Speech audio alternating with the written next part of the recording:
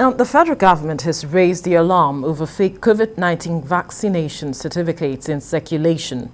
Chairman of the Presidential Steering Committee COVID-19, Boss Mustapha, noted that plans have been put in place by the government to ensure that 50% of Nigerians are vaccinated by the end of January 2022, but that the committee had reliable intelligence which proves that a black market exists from where persons who have not been properly vaccinated are now buying vaccination certificates meant to be issued to people who have been vaccinated.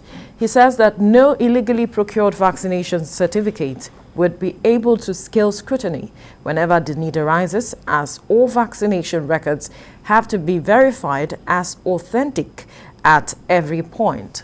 Well, joining me to discuss this is public health consultant Tui Bawandu. Good morning. Thank you for joining us on TVC Breakfast. Thank you for having me.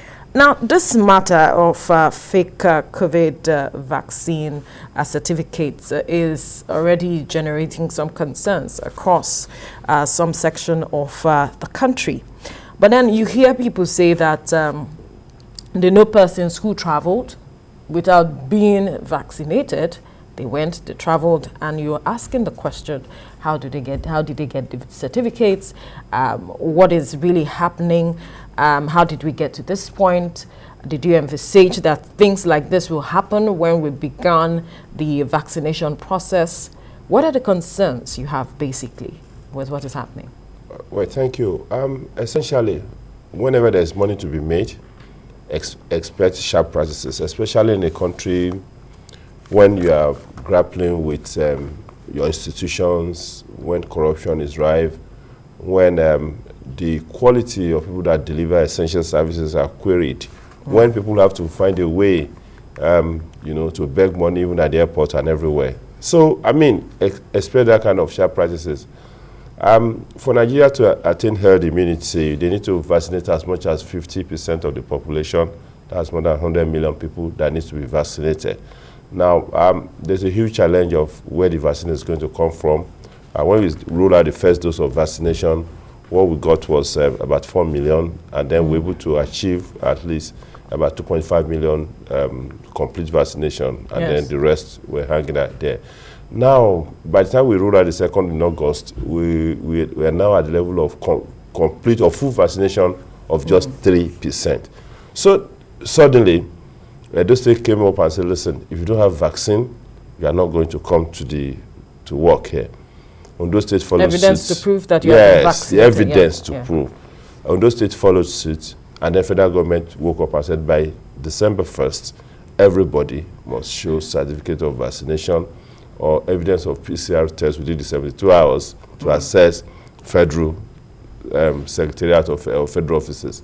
And then we still have an ongoing issues that has to do with vaccination for those who are traveling, because those ones need to be verified.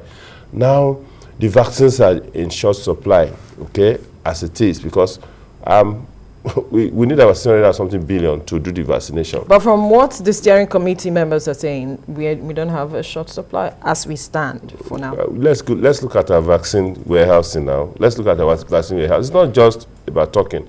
The best we've gotten are the following: 4 million, about 4 million in March, another 4 million of AstraZeneca, 100,000 of Moderna, and then the promise of another 5-6 million of Johnson & Johnson. Federal government they have actually put up that, okay, we're buying about 18 million doses of this Johnson & Johnson.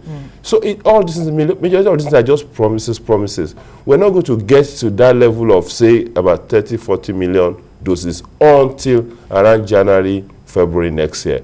So we don't have the vaccine completely. So because there is a dearth in vaccines and vaccination, it's creating a gap for people to exploit. Remember in January, right? NAFDAC warned of the incoming of fake vaccines. Right, yes. That we are going to see a lot of fake vaccines in Nigeria. That we don't know what the situation is to it now, the situation right now. So I won't be surprised if there are rackets of fake vaccines and rackets of the vaccine cards. This is not the first time, you have to show cards. You remember yellow fever. Yellow fever. Sometimes that caused the row between South Africa and Nigeria when people were presenting fake yellow fever cards in the airport. So what we need to do is this: first and foremost, make the vaccine accessible, make it available. Make it accessible, make it available. You remember here we said it that if you want to change the trajectory of this infection, we need to look for vaccines. Thank God we're looking for vaccine anyhow now. Now the second stage is to ensure the vaccine accessibility, vaccine availability. The third thing you need to do is to look at it and say, okay, how can an individual verify the authenticity of the card is holding as simple as possible, even a scan code that everybody can download on their phone and then scan and confirm. The use of technology. Yes, scan and confirm that before I go to the airport, before I go anywhere, this is the vaccine. But again, if you look at the vaccine deployment and all these things they're talking about, compulsory vaccination, yes, it is not new. It happened during smallpox. It happened during yellow fever because, you know, the vaccine ordinance of 1917 that adjusted to say compulsory you must have vaccination. So it's not new. These are not my own problem. But as much as we're trying to push it at the federal offices, at the state offices, market, transporters, these are the key people that move around and interact. How do we ensure that even for you to be able to move around in the market, what evidence are you showing? Because you see, we have to be drastic about it. People may be saying that, oh, why are you not doing that to malaria? They're not the same thing. Occasionally in human existence, you have that germ that wants to really, you know, decimate you, and you have to give it the measure that is necessary. You know, so, but this thing will continue. The fake vaccine, the fake card will continue, except we have this adequate supply of the vaccine that is accessible, that can be easily verified by even those people that the vaccines are administered to. Now, some will say that this matter is hydra-headed in terms of beyond having adequate vaccines and vaccination accessibility. How about those who seem to have some level of perhaps are not well educated with regards to, or well informed, that's the word, with regards to what the essence of the vaccine is. You know, there's this vaccine hesitancy.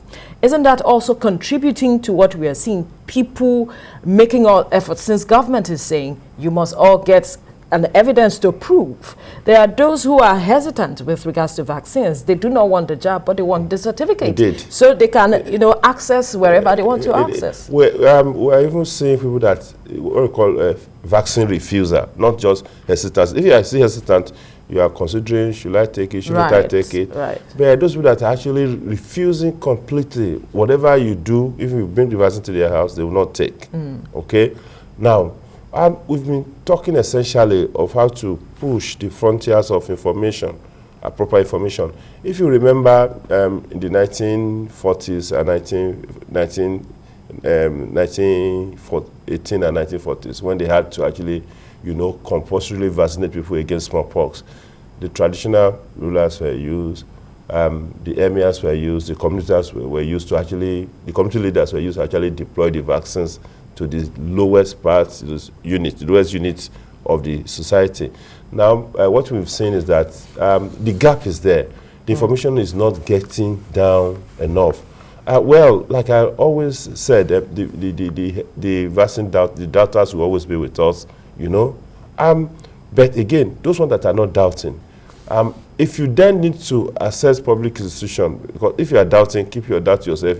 After a lot of time, maybe you'll be convinced. If you then if you don't want to take the vaccine, then don't assess public space that can lead to the spread of the germs. You know, if you look at the way the health system is, we are not even having a thought process to reverse the negative health indices, especially in terms of human resources for health. People are exiting, some people are moving away from the profession and all that. And then we don't even have the requisite money. So it has become the cheapest means of reducing the burden of these diseases if we vaccinate our people to that and achieve that herd immunity. And don't let us forget, a booster dose may come because the virus is mutating. Okay, it's mutating. So we don't want to get another variant of the virus with us. But this issue of, is a vaccine really the solution? Is it really protecting people against this virus? It's also a contributing factor, because we see countries who have exceeded the herd immunity, taking the booster dose, still having to put in place lockdown measures, still recording high number of deaths. And one is wondering, is vaccine really the solution? Well, you know why it's the solution? If you put your minds back, if you cast your mind back to like a year, some months ago, remember the story, remember the narration all over the world, the lockdown, why people cannot access you, no flights, no opening of event center, nothing. The whole world was paralyzed. And then we were looking, all sorts of drugs combination were coming up, how to deal with the, isolation centers were open. But right now, majority of the world, they're opening up, they're doing events, football has come back. They're beginning to close up again. Again, the key issue is this. Even when we say this thing is for instance, is a contraceptive. This is a contraceptive. People still get pregnant. Does that mean the contraceptive is not working? That's a critical example. We know that what we call the efficacy of that contraceptives. We say if 100 women are using this contraceptive for a year, 3, 6, 4 of them will get pregnant. Vaccine is not a silver bullet, okay? But what we've seen is that it has given us that latitude to start opening up, to start interacting. If we need to lock up, it's because we're still studying, the best way to deal with the virus. Vaccine has shown us that we could achieve some milestones. We can't throw that away. It's just like the malaria vaccine that came up now. That's just 30% effective. But we know that we have nets, okay? We have indoor spraying, and we have appropriate treatment of the malaria, plus the vaccines. Those are the instruments in our kitty to deal with the virus. Also, to deal with malaria. But with this virus, the instruments in our kitty includes the vaccines, social distancing, covering your face in the market, avoiding public spaces. And let's aggregate all this together. If we aggregate all this together, if we could actually be locked down in some severe situation, if we aggregate all these things together, we will move gradually and allow the virus to attenuate or even go away. It happens like that. But let's face it, it's not going to be a 100-meter dash. Let us embrace all these measures, and then at least stay safe. Because you don't even know whether you are going to heaven or hell. So just stay here first. That's the way it is. At least stay where you are at the moment. At the moment. All right. Now, the next question is this, going back to the yellow fever that with the cards we talked about earlier. We know a lot of people still do not take that vaccine and they get the cards. If we were not able, or if we haven't been able to deal with that appropriately, do you see us being able to achieve some level of curtailing the, sharp practices with regards to this one at this point? Again, we should be able to. You know why? Because yellow fever and COVID-19 presently are not the same. At a point, absolutely, yellow fever was a huge issue. But presently, COVID-19 is the big elephant in the room. So everybody, there's a focus on it. And you know why it's so important is because for yellow fever, a lot of countries, you don't need the yellow fever card to enter the country. But if you are going to Southeast Asia and some African countries, including Ghana, you need it. But COVID-19 passport, you need it across everywhere. When you get there, it has actually increased the cost of moving around now. Because when you get there, you still have to run a PCR test, maybe self-isolate, all those things. So now the other thing that happened is that we've been able to use technology to look at your COVID card, whether it is authentic, whether it is fake. But let people understand, because I want the Presidential Steering Committee to look truly in how to do a proper campaign. They need to talk to people, look at those critical centers, airports, where they're doing those things. I said that, listen, guys, if you are scanning, put a machine to scan the card already. Scan. If it is not showing your name, just go back. Don't bother. When people see that kind of thing, that it's difficult for them to pass through that place without a proper scanning or a proper matching of the card, they will insist on doing the proper thing. They will insist on doing the proper thing. So you have technology to put in place to ensure that people comply with those things and not go and do sharp practices. But as long as there's money to be made, trust, sharp practices will come up. Now, for Nigeria as a country, what are the implications on Nigeria's credibility in the Committee of Nations? Well, you know, let's face it, I doubt whether there's any country that is free from this kind of sharp practices. But what has really, you know, the refrain for them is because they have their laws that tend to deal with your situation. Now, whatever it is, even the world should appreciate the fact that we're not having sufficient vaccine. President Muhammad Buhari just went to COP26 and was talking about vaccine equity and all those things, why we need more vaccines. World Bank just dropped about $400 million for people to get the vaccines. They know that we don't have sufficient vaccine. They know that we're also constrained. So what is important is for us to be trying our best to deal with those negativities, okay? It's only when the government now folds its arm and said that, listen, let the thing run anyhow. That's when it becomes a credibility issue. But when you are seen to be doing something to fight it, I don't think anybody should raise his hand and say, oh, because Nigeria, there are fake vaccines, cards in Nigeria, then Nigeria is not credible. And you remember, to the extent that Emirates had to stop coming to Nigeria, maybe now they've moved the negotiation away from the Minister of Aviation to Foreign Ministry. Maybe we're going to get a breakthrough very soon. Hopefully. For them to the conversation is on. So we just have to keep at it. And government must be seen to be trying to counter all these negative things. It's only when government now folds his arm that we say that, oh, your credibility is at stake. All right. But now, for me, I don't think we have that kind of problem. Okay, we'll leave the conversation here now. Public health consultant Tuyimi Bawadu. Thank you so much for your time. Thank you, Vero. Yeah.